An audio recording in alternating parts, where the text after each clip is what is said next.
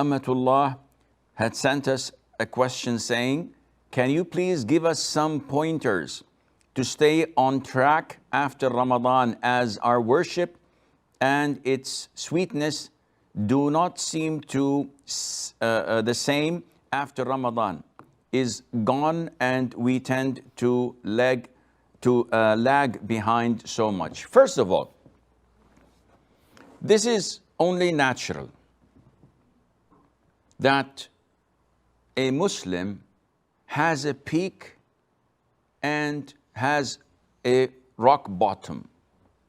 The Prophet said in an authentic hadith, sallallahu alayhi wa alihi wasallam, that every action has a peak, and every peak has a downfall, moments of fatigue or lack of interest. The Prophet said, alayhi wasallam, commented afterwards, whoever his fatra, his period of being tired or lacking of interest is towards my sunnah, he's guided. And whoever goes other than my sunnah is gone astray and he's doomed. What does this mean? Everything we do, there has to be a peak and a bottom. Whether it is in religion or even in worldly matters, even in sin. Someone picks playing the guitar. He plays a couple of tunes, he tunes his strings, he starts to play and learn some chords. He likes it. He spends 10 hours every day just banging, playing. And after few months, he is bored, he gives up, usually. Someone else picks photography. He buys cameras, he buys lenses, he buys cases, he does this, he does that, he downloads software, he buys them to do the editing and Photoshop, etc. And after a few months, usually he gives up. Someone, Allah guides his heart to seeing the beauty of Islam. So he starts to pray night prayer for 2 hours, reciting the Quran. He's driven to be committed to his religion. Then shaitan comes and he starts to whispers, and a person by nature gets bored. If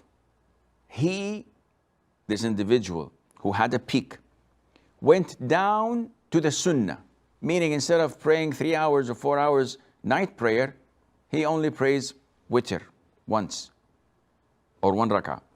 Yet he observes the 5 daily prayers in the masjids, the whole 9 yards. He doesn't fast Mondays and Thursdays and the white days, etc. But he never plays with the fard, which is fasting Ramadan.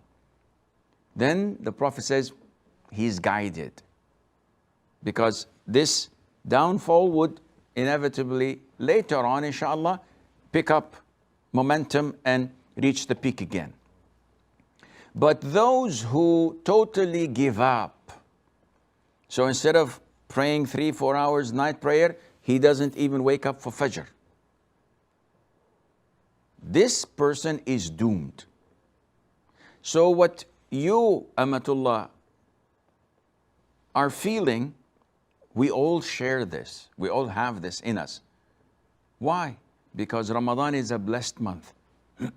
Ramadan, everyone around you is striving to worship Allah Azza wa Jal to the best of their ability. Everybody's fasting. The majority of Muslims are praying Taraweeh in the masjid. The vast majority of Muslims are opening the Quran and reciting between adhan and iqamah. And some stay in the masjid till the following salat. People are so generous, they give and in charity, they feed the poor, they help the needy, etc. So they work a lot because the whole society, the whole community is doing so. And this is why a person finds Ramadan to be a moment of getting closer to Allah Azza wa Jal. Now, after Ramadan is over, we have a problem. So how to solve this problem? The answer is easy. Try to create a similar environment to Ramadan. And how is this possible? First of all, you have to focus on your own individual forms of worship. Meaning, I used to pray Taraweeh in the masjid. I should continue to pray night prayer in my home. So this is a fixed pattern that I should observe and always do, like the Prophet ﷺ, like the companions, like all the righteous people. So I have a portion of the night I have to pray, whether it's 5 minutes, half an hour, couple of hours. This depends on the strength of Iman. During which you recite at least one juz of the Quran, because one juz of the Quran means that you finish the Quran once a month, and this is the minimum expected from you as a believer. You fast Mondays and Thursdays, so these are 8 days a month. You fast them for the sake of Allah. And you will notice that you have reduced the amount of sins you do because of your fasting and of your night prayer. You observe reciting the Quran, memorizing it, revising it, occupying yourself with it.